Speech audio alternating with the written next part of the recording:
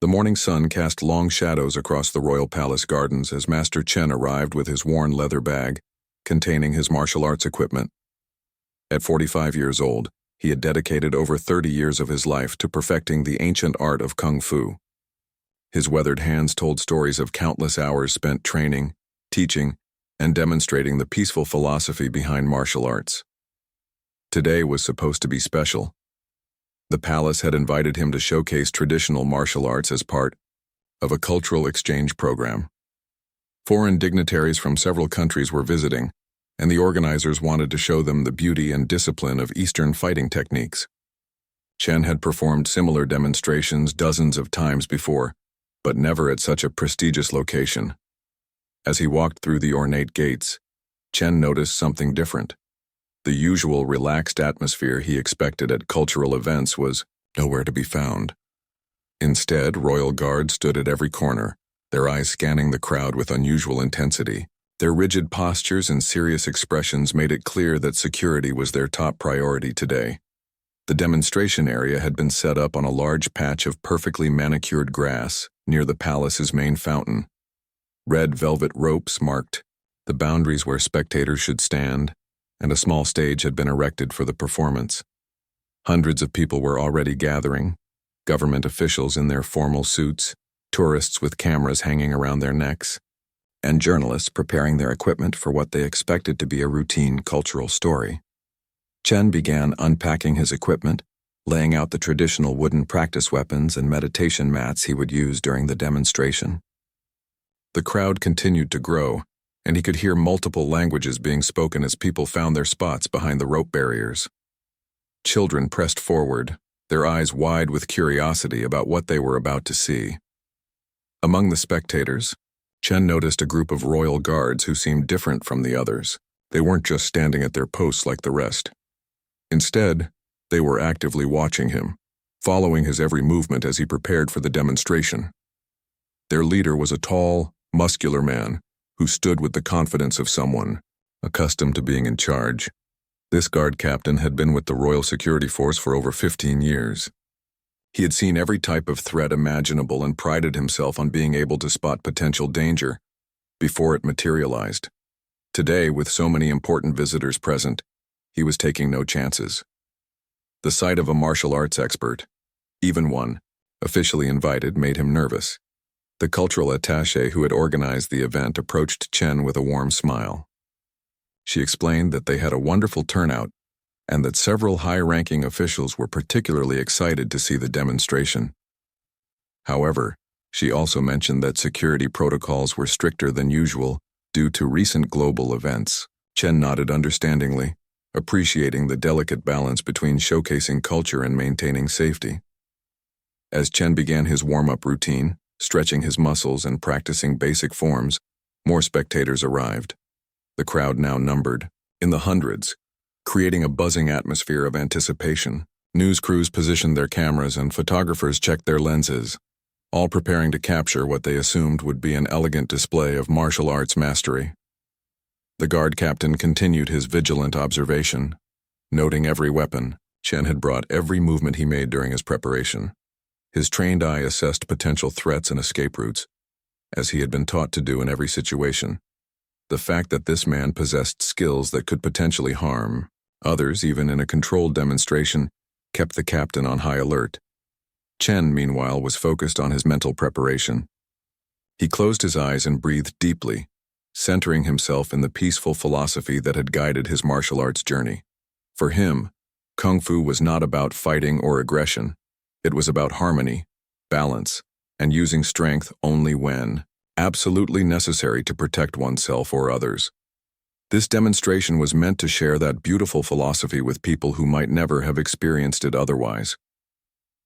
The interpreter assigned to help with the demonstration arrived just as Chen finished his warm-up. She was a young woman who had studied both languages extensively, but she seemed nervous about the large crowd and the formal setting. Chen reassured her, explaining that he would keep his explanations simple and give her plenty of time to translate accurately. As the official start time approached, palace staff began making final preparations.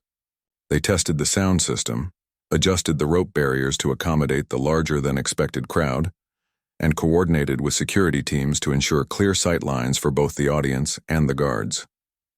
The atmosphere was charged with excitement, but underneath ran an undercurrent of tension that seemed to affect everyone present.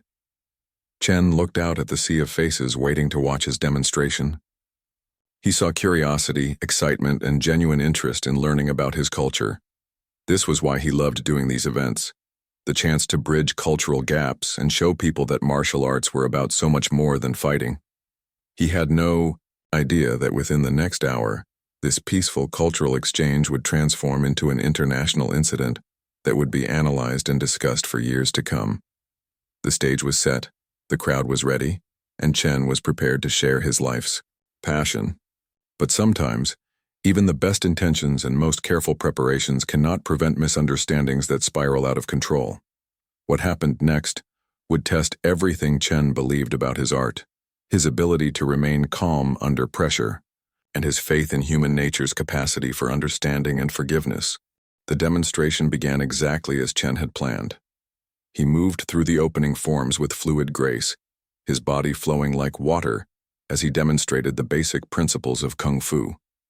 The crowd watched in fascination as he explained through his interpreter how martial arts were originally developed not for aggression, but for protection and spiritual growth. In true martial arts, Chen said, pausing to allow the interpreter to translate, we learn to defend ourselves without causing unnecessary harm.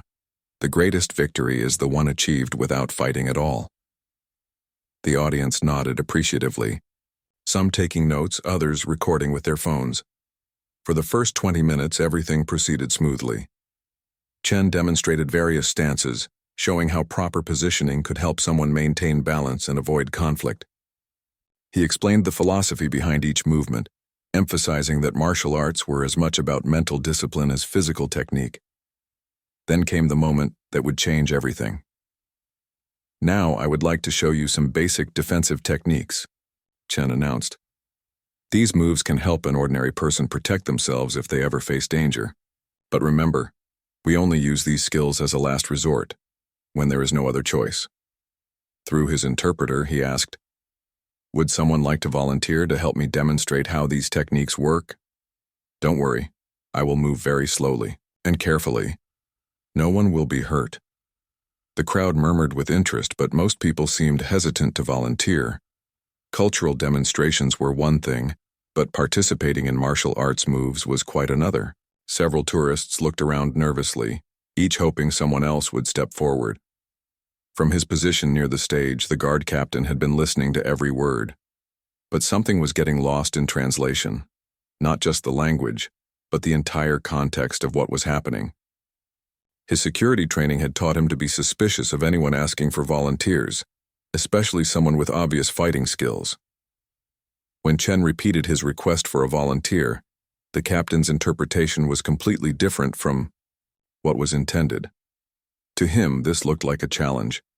Here was a foreign martial arts expert, surrounded by hundreds of spectators and government officials, asking someone to come forward and engage with him physically. In the captain's mind, this was a potential security threat disguised as a cultural demonstration. The interpreter, seeing the crowd's hesitation, tried to encourage participation. The master is very experienced, she assured them. He has done this demonstration many times before, it's perfectly safe. But her words, filtered through the captain's security-focused mindset, sounded different. He heard experienced and done this many times, and interpreted it as someone boasting about their fighting abilities. When she said it was perfectly safe, he heard the kind of reassurance that often preceded trouble. The captain stepped forward, his military bearing immediately noticeable to everyone present. The crowd parted as he moved toward the demonstration area, his uniform and obvious authority causing whispers to ripple through the audience. Chen saw the approaching guard and initially smiled, thinking someone had finally volunteered to help with the demonstration. But as the captain got closer, something about his posture and expression made Chen uneasy. This didn't look like someone coming forward to participate in a friendly cultural exchange. "You want volunteer?" the captain said in heavily accented, English, his voice carrying an edge that made several spectators step back. "I volunteer." The interpreter quickly translated this exchange, but she could sense the growing tension. She tried to explain to the captain what the demonstration would involve, but his focused stare and rigid posture suggested he wasn't really listening to her explanations. Chen, still hoping to maintain the peaceful nature of his demonstration, bowed respectfully to the captain. "Thank you for volunteering," he said through his interpreter. "We will practice some very simple defensive movements. Please don't worry about doing anything wrong. I will guide you through each step." But the captain's military training had kicked in completely now. He saw Chen's bow not as a sign of respect, but as a potential fighting stance. When Chen mentioned defensive movements, the captain heard combat techniques. Every gesture, every word was being filtered through his security perspective. The crowd sensed the change in atmosphere. What had started as an educational and entertaining cultural demonstration was beginning to feel like something much more serious. Parents pulled their children closer, and several people began moving toward the exit routes. Chen tried to diffuse the growing tension by explaining his next moves very carefully. "First, I will show how someone can protect themselves if someone grabs their wrist," he said, reaching out slowly toward the captain's arm. "This is a very gentle technique that doesn't hurt anyone." The captain, however, interpreted Chen's approaching hand as the beginning of an attack. His years of training to protect the royal family and government officials had conditioned him to respond instantly to any perceived threat. In his mind, this martial arts expert was now moving aggressively toward him in front of hundreds of witnesses. The interpreter was translating as fast as she could, but the rapid escalation of tension was making communication increasingly difficult. She could see the misunderstanding developing but didn't know how to stop it. The cultural gap between Chen's peaceful demonstration and the captain's security concerns was growing wider by the second. Chen noticed the captain's defensive posture and tried once more to explain. "Please relax your shoulders," he said gently. "This is just for teaching, there is no danger here." But those words, translated and filtered through the captain's mindset, sounded like taunts. "Relax" sounded like someone telling him to drop his guard. "No danger" sounded like overconfidence before an attack. The audience was now completely silent, sensing that something was about to go very wrong. The other guards had noticed their captain's position and were moving closer, their hands instinctively moving toward their equipment. News crews began focusing their cameras more intently, sensing that this routine cultural story was about to become something much bigger. In that moment, both men were operating from completely different understandings of what was happening. Chen believed he was about to demonstrate a peaceful self-defense technique to an enthusiastic volunteer. The captain believed he was facing down a potential threat to the security of everyone present. Neither man wanted violence. Neither man intended harm. But sometimes good intentions aren't enough to prevent tragedy when communication fails and misunderstandings spiral beyond control. The moment of truth arrived faster than anyone could have anticipated. Chen reached out slowly, intending to demonstrate a simple wrist defense technique, but the captain's interpretation of this movement was entirely different. In his mind, this was the beginning of an assault that he needed to stop immediately. The captain's military training took over completely. Without warning, he lunged forward with the speed and power of someone who had spent years preparing for exactly this type of situation. His movement was swift, aggressive, and designed to neutralize what he perceived as an immediate threat to public safety. For Chen, the captain's sudden charge was completely unexpected. One moment he was preparing to demonstrate a gentle self-defense technique, and the next moment a large uniformed man was rushing toward him with obvious hostile intent. There was no time to think, no time to explain, no time to de-escalate. In that split second, 30 years of martial arts training kicked in automatically. Chen's body responded before his mind could fully process what was happening. This wasn't a conscious decision to fight.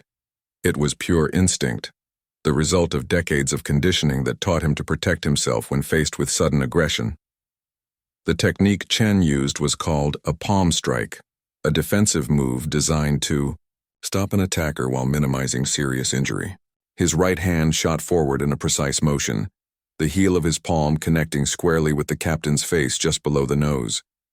The movement was so fast that most spectators barely saw it happen. The impact sent the captain stumbling backward, his forward momentum suddenly reversed by the unexpected blow. His ceremonial helmet, which had been perfectly positioned moments before, flew off his head and rolled across the manicured grass like a displaced crown. The captain's legs tangled beneath him, and he fell heavily onto his back, blood immediately beginning to flow from his nose. The entire sequence, from the captain's charge to his fall, lasted less than 3 seconds. But those 3 seconds were captured by multiple cameras, recorded from different angles by news crews, tourists, and security personnel. Every frame would later be analyzed by experts trying to understand exactly what had happened and why. Chen stood frozen in place, his right hand still extended from the strike, his face showing complete shock at what had just occurred. He stared down at the fallen captain, his mind struggling to process how a peaceful cultural demonstration had turned into this nightmare scenario. The blood on the captain's face was bright red against the green grass, a stark reminder of how quickly situations can spiral out of control. The crowd's reaction was immediate and explosive. What had been polite silence during the demonstration instantly transformed into chaos, as hundreds of people realized they had just witnessed what appeared to be an assault on a royal guard. Screams echoed across the palace gardens as spectators tried to understand what they had seen. Some people thought they had witnessed a terrorist attack. Others believed they had seen a demonstration gone horribly wrong. A few understood that this might have been some kind of misunderstanding, but their voices were drowned out by the panic spreading through the crowd. The captain lay on the ground, dazed but conscious, his hand pressed to his bleeding nose.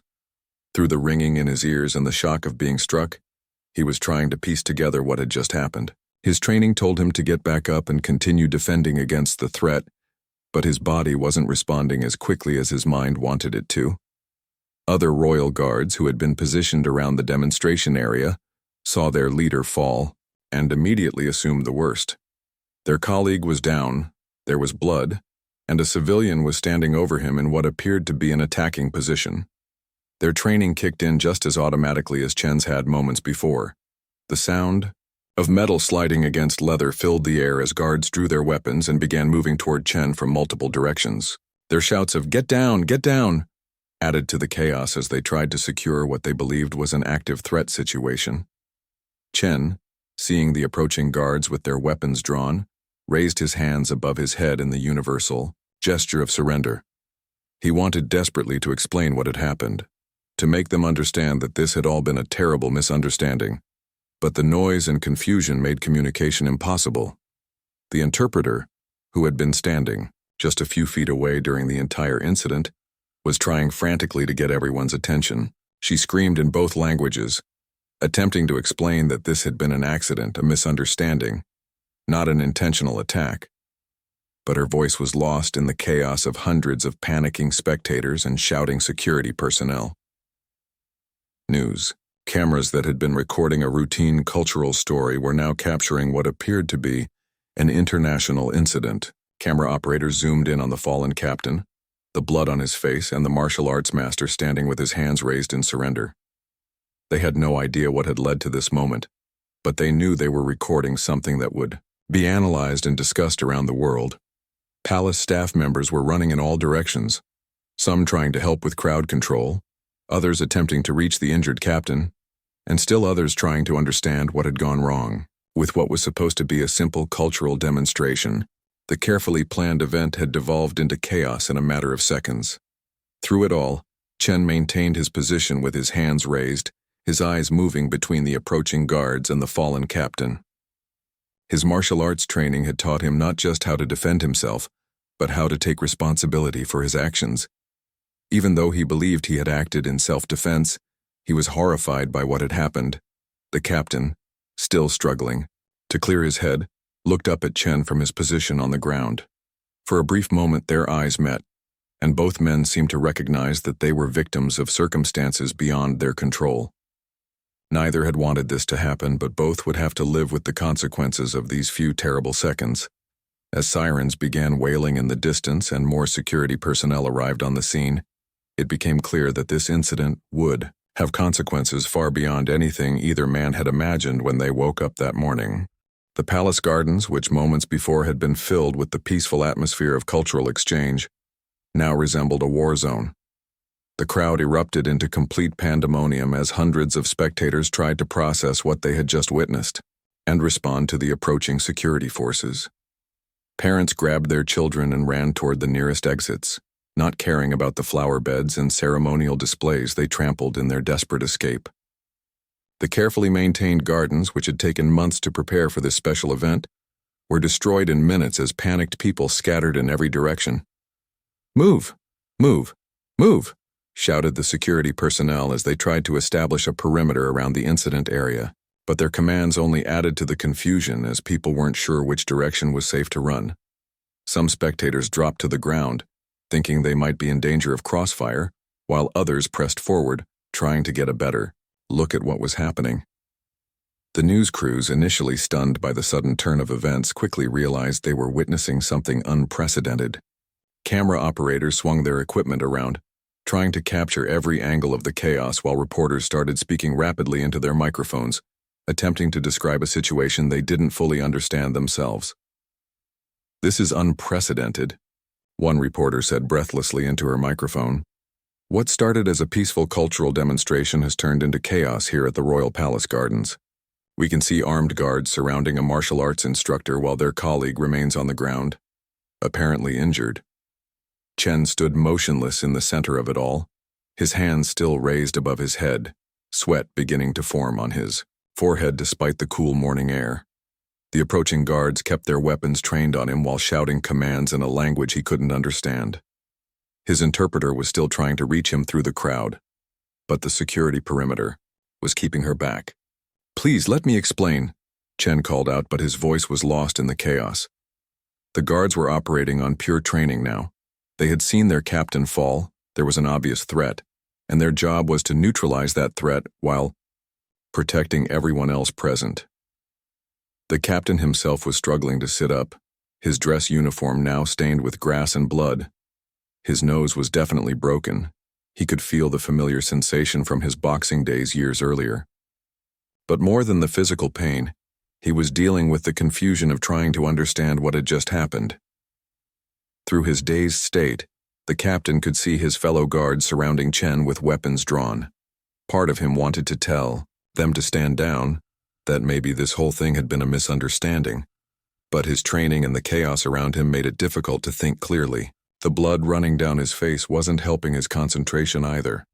Palace officials who had been watching the demonstration from a safe distance were now running toward the scene, their formal attire making their movements awkward as they tried to navigate through the panicking crowd.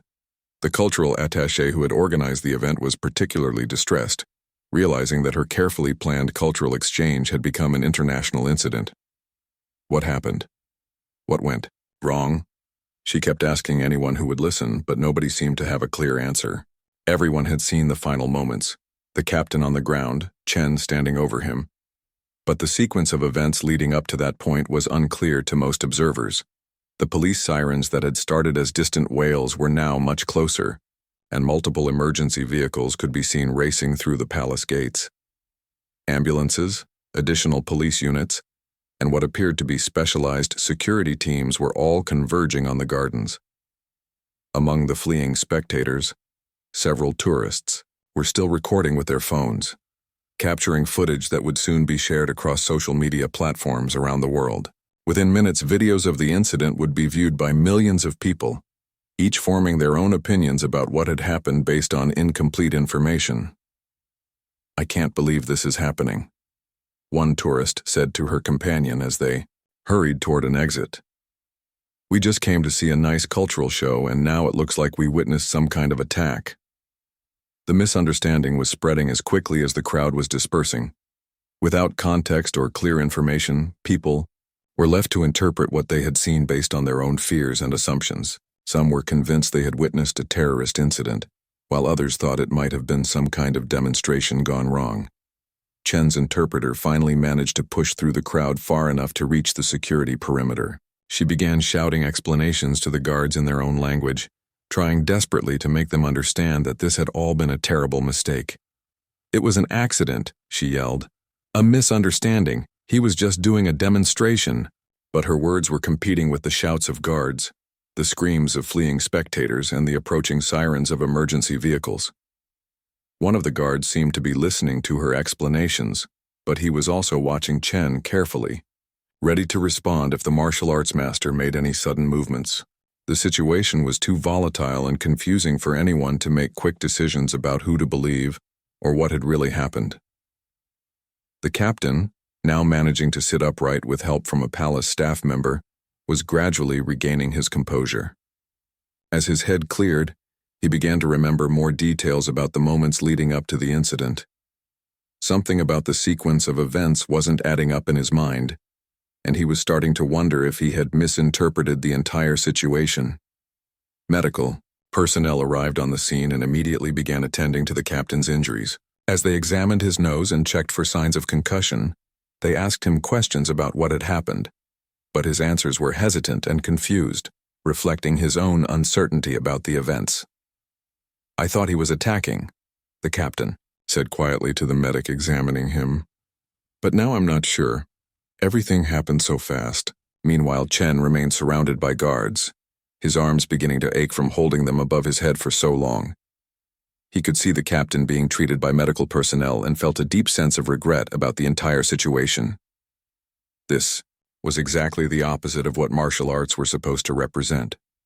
The crowd was gradually thinning as people found exits and moved away from the immediate area, but the damage was done.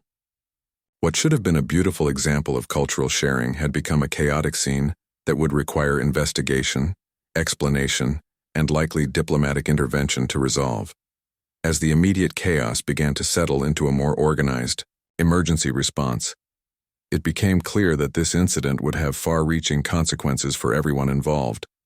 The truth of what had really happened would eventually emerge, but not before confusion, fear, and misunderstanding had already spread far beyond the palace gardens. The hours that followed the incident were filled with investigation, analysis, and gradual understanding.